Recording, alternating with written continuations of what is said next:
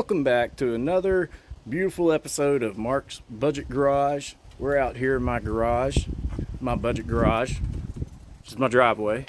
Because again, somebody that we bought the house walled in our garage. That's all right.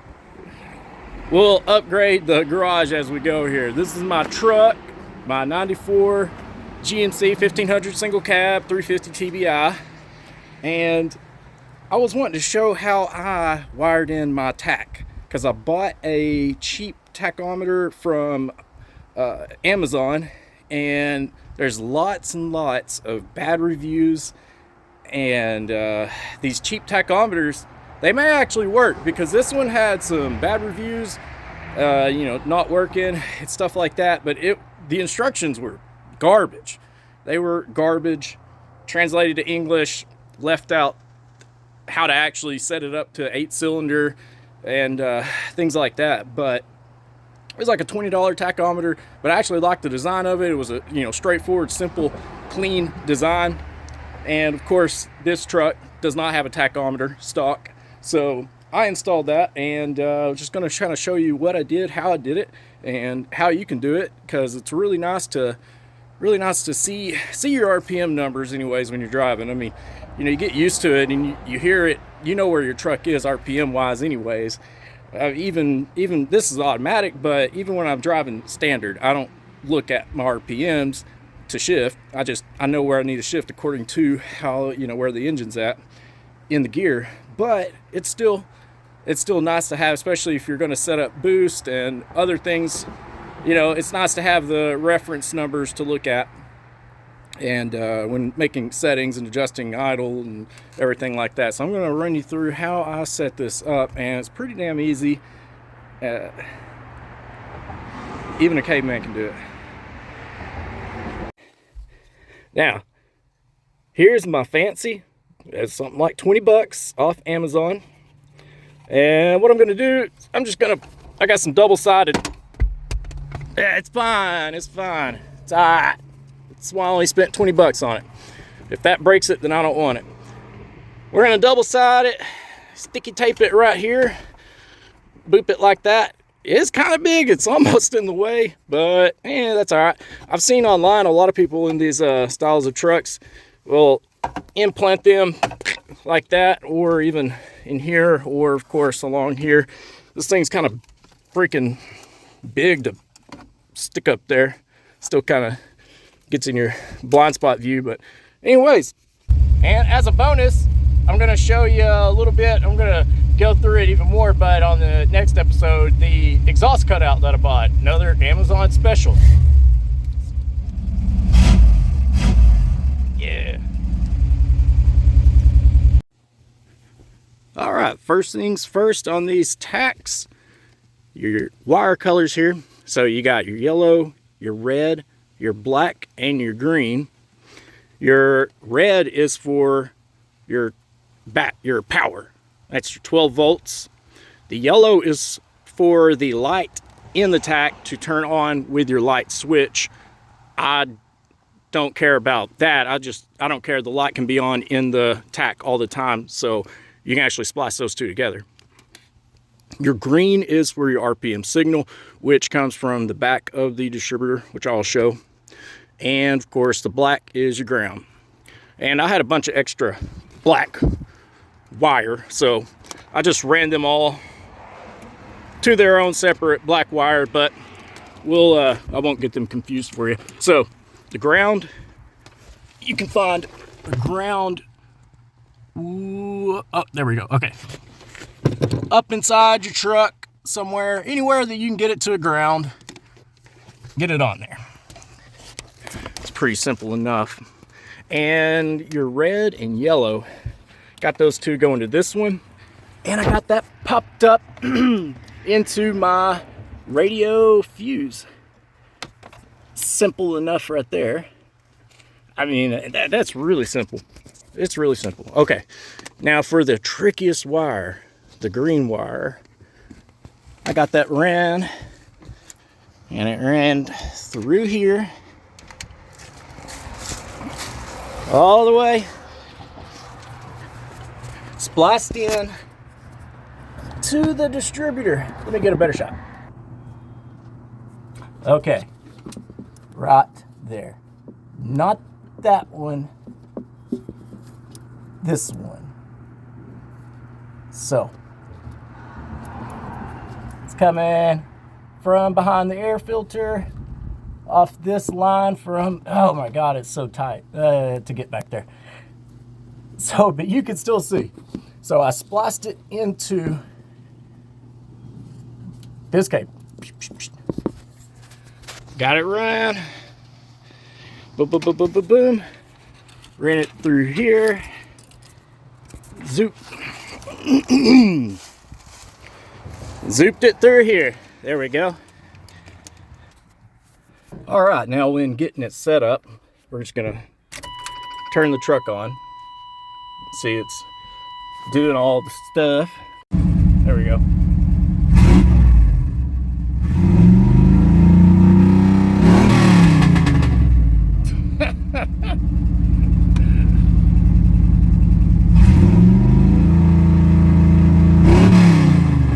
There we go. It's not really that laggy. As long as you use it normal, it's...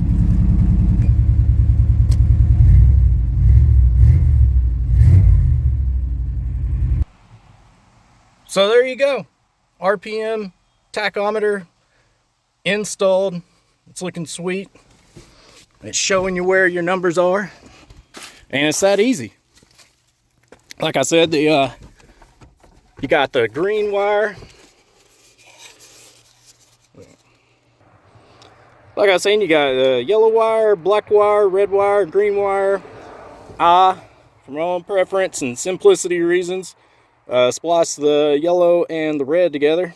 Ran it to the fuse, black to ground, green to the back of the distributor. And sick. Next thing we got to do is just double side sticky tape this dude right here. I'm not going to use epoxy or anything because I may eventually probably move it.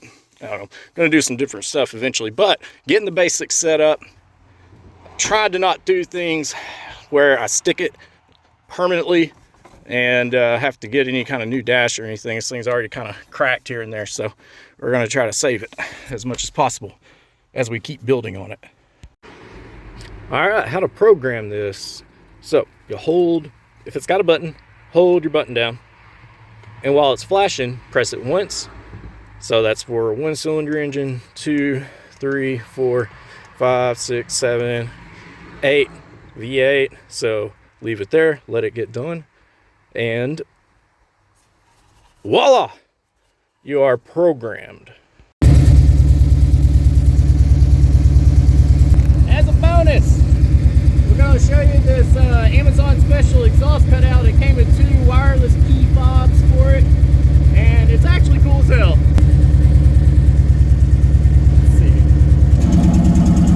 Comes out of there.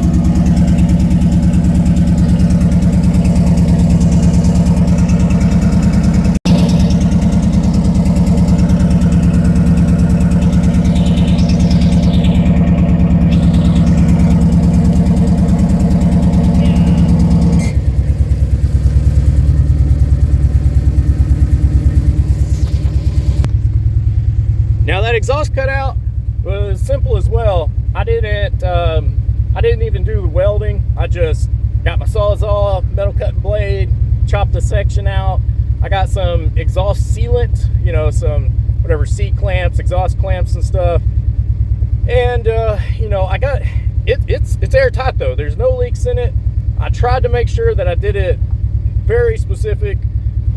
Zero, little room for error since I didn't weld it. I got a welder, but we're in Mark's budget garage. I don't have a lift. I don't want to take the exhaust pipe off from the headers and stuff. It's just, not right now. If I can clamp it and get a tight seal with exhaust sealant and some C-clamps, then you can too. It works. Simple as that. I think it was like 125 bucks for that exhaust cutout.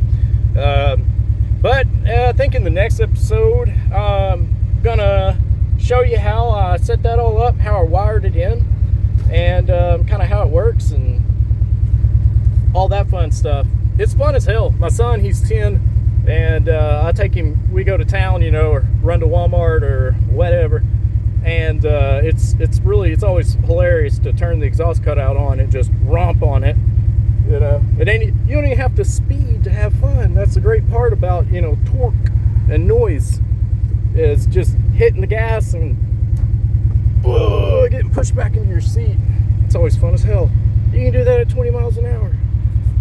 Anyways, according to your speed limit, or how fast you're willing to break the speed limit.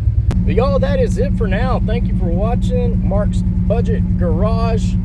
I love my garage. It's so nice. I hope you have a great garage too. Even if your garage is outdoors, on the curb, in your driveway, in your apartment complex, whatever. If you got a wrench in there, you got a garage. So stay tuned. We're gonna keep doing stuff through this this 94 OBS truck. I'm building a kind of a wide body fender kit on it. I've got a couple of spacers. We're gonna put different wheels on it. We're gonna do paint.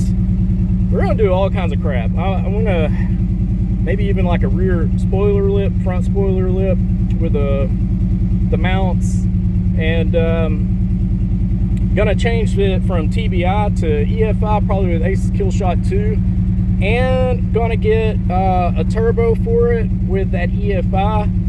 That's gonna be fun. And yeah, I'm gonna get the horsepower tested beforehand, and then we'll do that work, and then we'll go get it tested after.